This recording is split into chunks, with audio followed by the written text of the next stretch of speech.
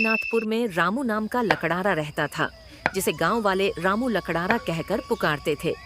रामू अपने काम में माहिर था और पूरे गांव में उसकी ईमानदारी और मेहनत की चर्चा थी। लेकिन अगर रामू के जीवन में कोई सच्चा साथी था, तो वो था उसका चूहा। ये कोई साधारण चूहा नहीं था, बल्कि इंसानों की तरह बोलने वाला अनोखा पशु। सुबह के समय रामू और उसका साथी गोपी जंगल में लकड़ियां काटने की तैयारी कर रहे थे। रामू भैया, आज जंगल में सूखी और मोटी लकड़ी मिल जाए, जिन्हें बाजार में बेचकर अच्छा दाम मिलेगा तो मजा आ जाएगा। अरे सब मिलेगा गोपी, जब तक तू मेरे साथ है फिर डरना क्या बात है।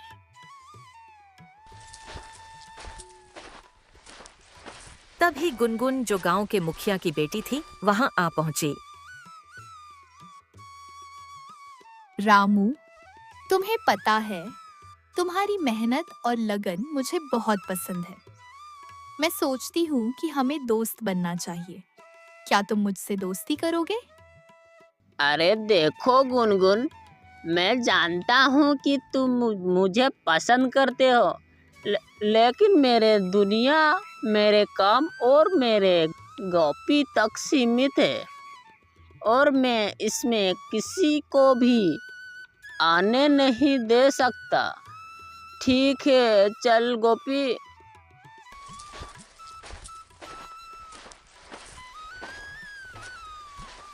इतना बोलकर रामू और उसका साथी गोपी जंगल की तरफ चल दिए।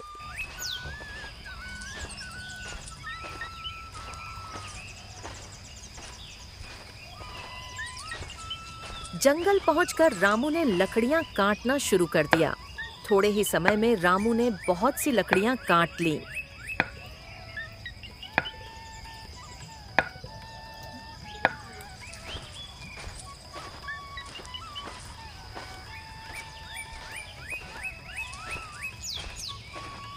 और उन लकड़ियों को लेकर रामू बाजार आ गया।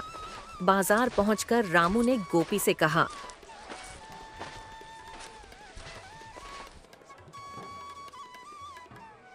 हाँ तो गोपी, अब तेरी जादुई आवाज से ग्राहक को बुलाने का समय आ गया है। चलो अब तू दिखा अपना कमाल। गोपी ने तुरंत अपनी मीठी मीठी आवाज में बोलना शुरू कर दिया। सुनो सुनो सुनो, आपका ध्यान किधर है? गोविंदपुर का रामू लकड़हारा इधर है। सुनो सुनो सुनो, आपका ध्यान किधर है? गोविंदपुर का रामू लकड़हारा इधर है। थोड़ी देर बाद एक व्यक्ति रामू के पास आ पहुंचा।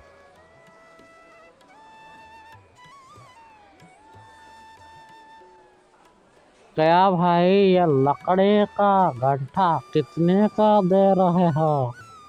अरे ज्यादा महंगा नहीं है, बस 50 रुपए का। अरे ऐसा क्या है इस लकड़ी के गांठ में? बाकी सब तो 20 या 30 रुपए में दे रहे हैं। ये सुनकर गोपी बोलता है, भैया, ये है रामू लकड़हारा की लकड़ियाँ, जो होती है बहुत सूखी और मोटी।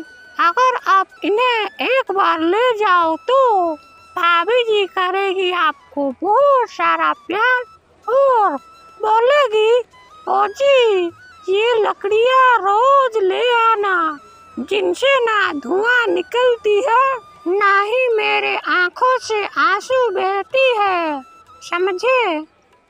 तभी उस आदमी ने हंसते हुए कहा, बड़ा मजेदार भैया तुम्हारा चूहा, बहुत समझदार और मीठे बातें करता है।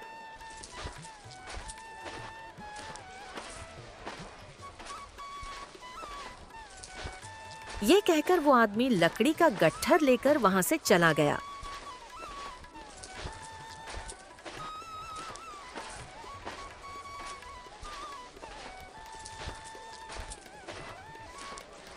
रामू और गोपी भी अपने घर को लौटने लगे। तभी रास्ते में उन्हें गुड्डू मिलता है।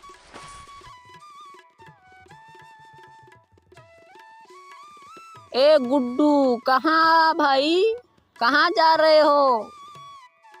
अरे कहीं नहीं, नायगढ़ जा रहा हूँ। नायगढ़? नायगढ़ क्यों जा रहे हो? मेरी छोटी बहन की शादी है, इसलिए वहाँ जा रहा हूँ। अरे वाह, शादी में तो खूब सारा मिठाई लेते हो ना? क्यों भाई, मिठाई ले हो या खाली हाथ जा रहे हो? अरे भाई, मिठाई तो मैं नायगढ़ पहुँचकर ही खरीदूंगा।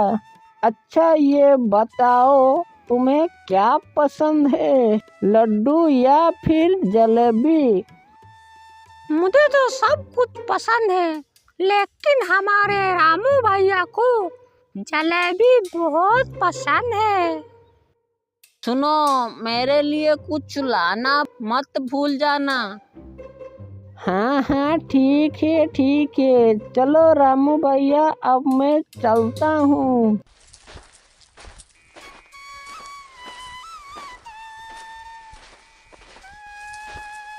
ये कहकर गुड्डू न्यायगढ़ के लिए चला जाता है।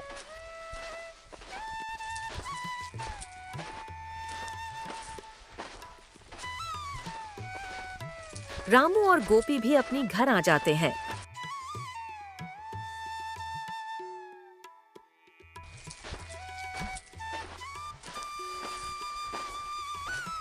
अगले दिन रामू और उसका चूहा गोपी रोज की तरह जंगल लकड़ियां काटने जाते हैं।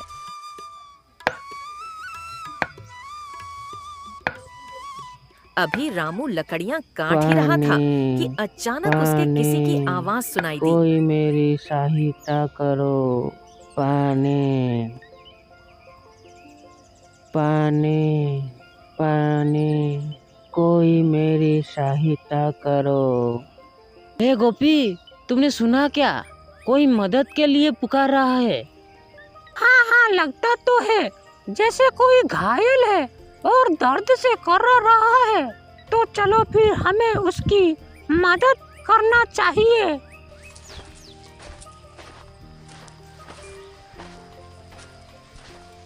ये कहकर रामू और गोपी उस ओर बढ़ने लगे जिस ओर से वो आवाज आ रही थी। पानी पानी, कोई मेरी सहायता करो, पानी पानी पानी, कोई मेरी सहायता करो। अरे बाबा, क्या हो गया है? तुमको इस तरह किसने घायल कर दिया? बेटा, मैं सब मैं बाद में बताऊंगा, पहले मुझे थोड़ा सा पानी पिला दो, पानी दो। हाँ बाबा, मैं तुम्हारे लिए अभी पानी लेने जा रहा हूँ। गोपी, तुम बाबा को ध्यान रखना। जो जब तक मैं आना जाऊँ तो तब तक यहाँ से कहीं जाना मत, ठीक है ना? ठीक है, मैं कहीं नहीं जाऊंगा, तुम जल्दी से पानी लेकर आना। रामू पानी की तलाश में आगे चला गया।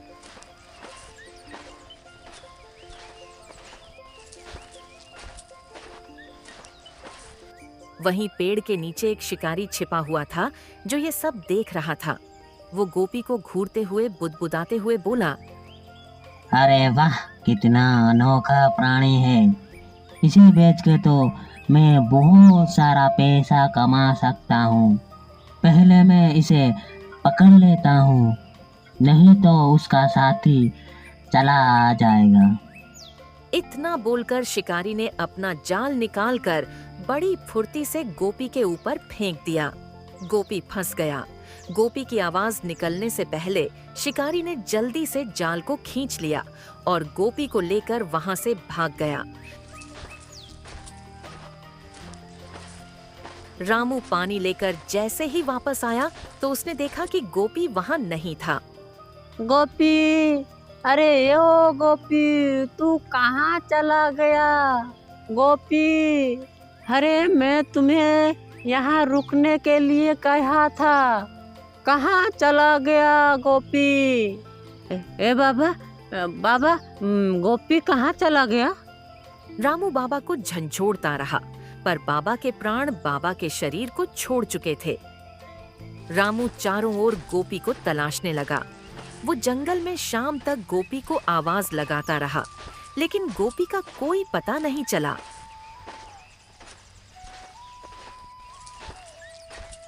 उदास मन से रामू गांव की ओर लौटने लगा। तभी रास्ते में उसे गुनगुन मिल गई। रामू, तुम्हारे चेहरे पर इतनी उदासी क्यों है? और तुम्हारा गोपी कहाँ है? जंगल में लकड़ी काटने के लिए गए थे। लकड़ियाँ काट रहा था कि अचानक एक दर्द भरी आवाज सुनाई दी। पास जाकर देखा तो एक बूढ़ा बाबा बुरी तरह से घायल था और पानी के लिए चिल्ला रहा था।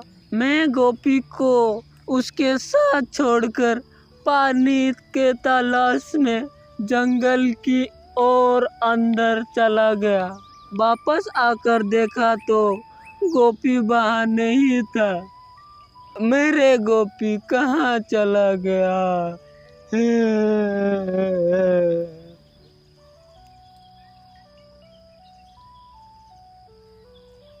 रामू की इस बात ने गुनगुन को झकझोर कर रख दिया।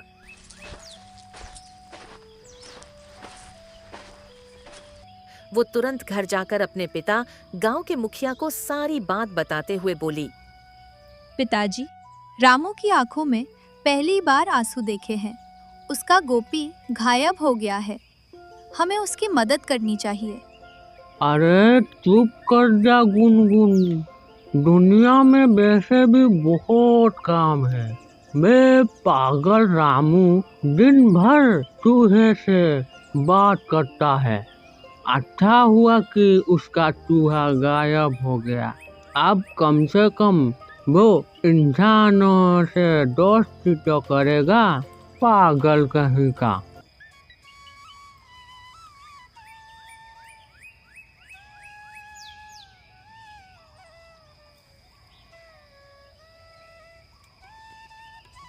अगले दिन मुखिया रामू के पास जाकर बोला।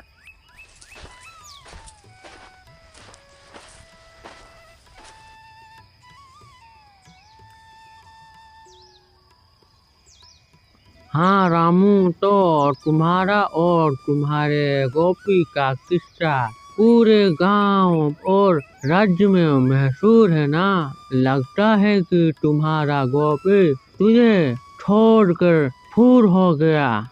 मुखिया जी, मेरे गोपी मुझे छोड़कर कहीं नहीं गया। मुझे कुछ ना कुछ गड़बड़ लग रहा है। हाँ हाँ, हो सकता है, लेकिन मान लो कि वो फूर हो गया, मतलब गायब हो गया। और भाई रामू, हाँ तो आखिर में वो जानवर ही ना, कब तक रहता तुम्हारे साथ? कभी ना कभी वो चला जाता।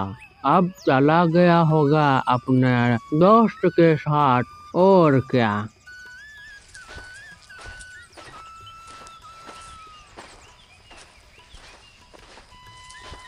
मुखिया रामू का मजाक उड़ाकर वहां से चला गया।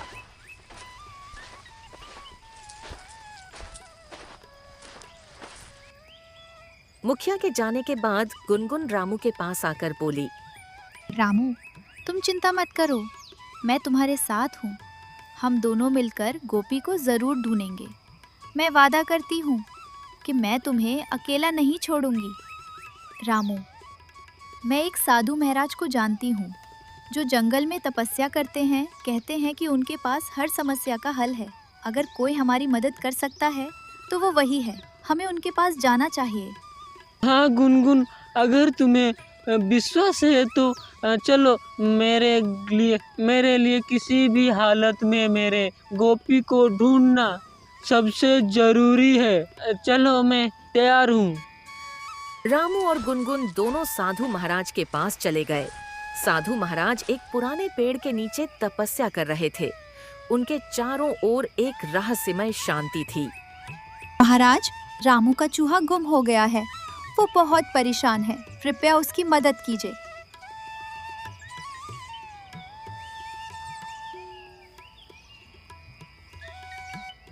साधु रामू की ओर गहरी नजरों से देखने लगे।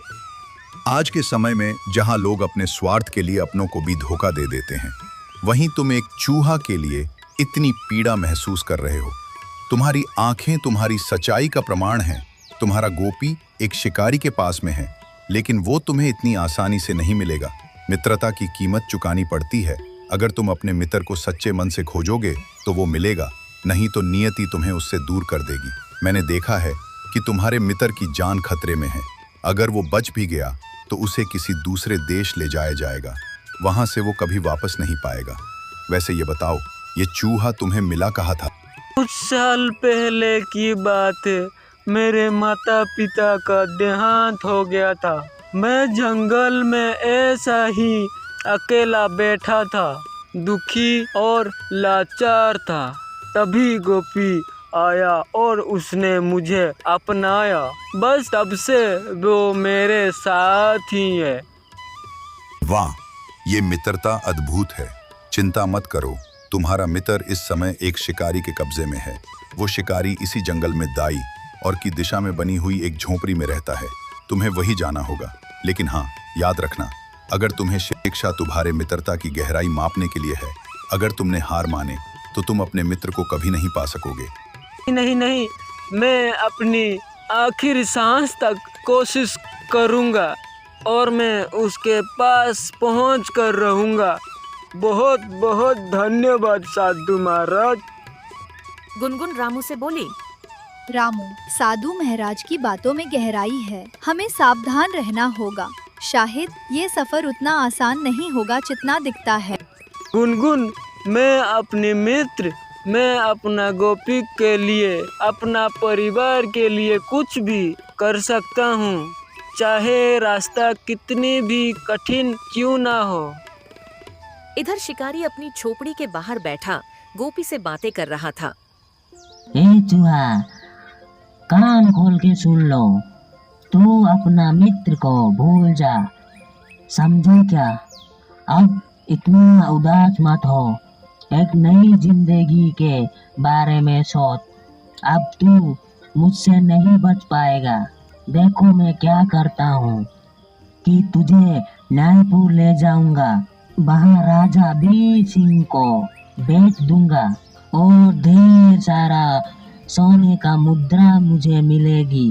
अरे तू नहीं जानता कि राजकुमारी चंद्रमुखी को चूहे कितना लगाव है। तुझे देखते ही एकदम से खुश हो जाएगी और ऊपर से तू बोलता है ना। गोपी जो पिंजरे में कैद था, शिकारी की बातें सुनकर रोते हुए बोला, मुझे छोड़ दो ना। मेरे मित्र बहुत याद करता होगा। वो मेरे बिना खाना भी नहीं खाया होगा। वो जरूर परेशान होगा। तुम क्यों हमें अलग कर रहे हो? हमें मत अलग करो ना। गोपी ने इतना कहा ही था कि तभी झोपड़ी के आसपास काला धुआं फैलने लगा। शिकारी घबरा गया और चारों ओर देखने लगा। कुछ ही पलों में धुआं एक भयानक आकृति में बदल गया। एक डरावना जादूगर शिकारी के सामने खड़ा हुआ था। अरे कौन हो तुम? तुम तो बड़े बदसूरत लग रहे हो। हाँ, कौन हो तुम? भागो, ये जादूगर है। इसके इरादे बहुत खतरनाक लगता है।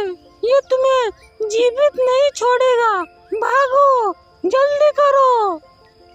गोपी, ए गोपी, मैंने तुम्हारे साथ कितना बुरा किया है। तुम्हें डराया, धमकाया, तुम्हें बेचने की योजना बनाई, लेकिन अब तुम मुझे बचाने की बात कर रहे हो। मैं समझ गया कि सच्ची मित्रता क्या होती है। अब मैं तुम्हें किसी भी कीमत से बचाऊंगा। तू मूर्ख है शिकारी। मैं देखा कि ये चूहा इंसानों की तरह बोलता है। मुझे अपनी तांत्रिक क्रिया पूरी करने में ऐसे ही चूहे की तलाश थी जो मुझे मिल गया। शिकारी क्रोधित होकर जादूगर से बोला, मैं अपना जान दे दूंगा, लेकिन तुम्हें इस चूहे को नहीं ले जाने दूंगा, समझ गए? तुम दुष्ट हो और मैं तुम्हारा मकसद में कामयाब नहीं होने दूंगा। चले जाओ यहाँ से। पाका लगाकर हंसता हुआ बोला, अरे मैं तो डर गया, मैं चला जाता हूँ। अरे तू मुझे रोक सके इतनी भी साहस तुम में नहीं है बच्चे। मैं पहले ही न्यायपुर के बच्चों को बलि देकर बहुत सारा शक्तियाँ प्राप्त कर लिया हूँ। अब मुझे केवल 101 बच्चे और इस बोलने वाले चूहे की बलि चाहिए। 101 बच्चा वो मेरे गुफा पर है और चूहा मेरे सामने है। जादूगर की आंखों से आंख की लपटें निकलने लगी। उस आग ने शिकारी के शरीर को घेर लिया। शिकारी दर्द से चिल्लाने लगा और बेहोश होकर जमीन पर गिर पड़ा।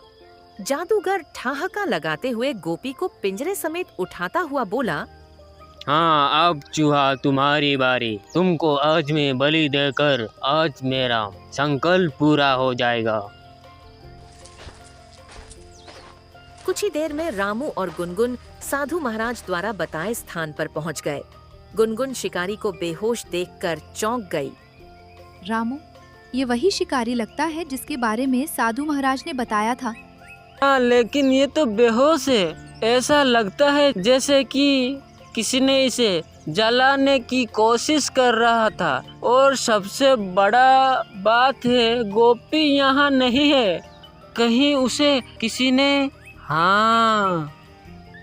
गुनगुन पानी छिड़कर शिकारी को होश मिलाने की कोशिश करने लगी। शिकारी ने धीरे धीरे आंखें खोली और कांपती आवाज में बोला, जादूगर चूहे को ले गया।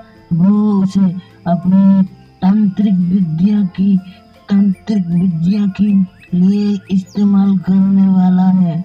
जादूगर बलि दे देगा। उसे अब केवल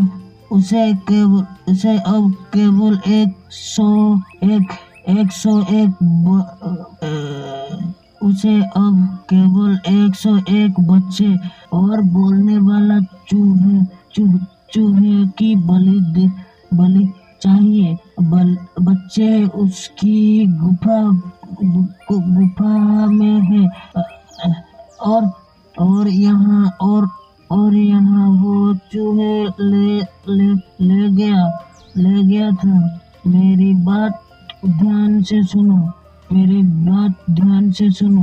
यहाँ से आगे दाई और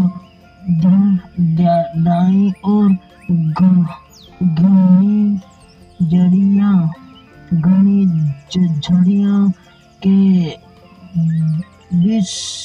बीस तालाब के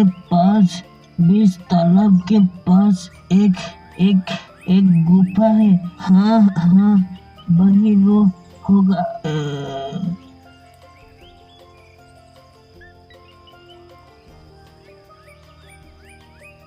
इतना बोलकर शिकारी ने अपना दम तोड़ दिया। इधर दूसरी ओर गुफा के अंदर चारों तरफ धुआं फैला हुआ था। बीच में एक बच्चा बेहोश पड़ा था। काले धुएं के गुब्बार ने धीरे धीरे जादूगर का रूप धारण कर लिया। उसके हाथ में पिंजरे में बंद चूहा था। हाँ, बस एक और बलि, इस बच्चे और इस चूहे की बलि। उसके बाद मैं अजय अमर हो जाऊंगा। कोई ताकत मुझे रोक नहीं सकेगा। देखो, अभी भी वक्त है। मुझे जाने दो, सब कुछ छोड़ दो। अमरता के इस जुनून का कोई अंत नहीं है। सुन रहे हो ना? अरे तू बहुत बोलता है। अरे चुप कर जा। तुझे तो मैं इतनी दर्द भरी मौत मारूंगा कि तुम्हारा वजूद ही मिट जाएगा। अगर मेरी जान लेनी है तो ले जाओ, लेकिन इस बच्चे को छोड़ दो। इसके माता पिता कितने परेशान होंगे, तुम्हें पता है? अरे तू क्या जाने, एक बच्चे को खोने का दर्द को। तुम तो बड़े आए जादूगर जो अमर होने का चाहते हो। तुम्हें क्या लगता है कि चूहे और बच्चे की बलि देकर तुम अमर हो जाओगे? ऐसा नहीं होता, समझे क्या? बड़े आए, चुप कर जा, नहीं तो तेरी वो भावुक बातें मुझे रोक नहीं सकेगा। ये बच्चा मेरी कुर्बानी का हिस्सा है, समझा क्या? इसकी कुर्बानी मैं देकर ही रहूंगा।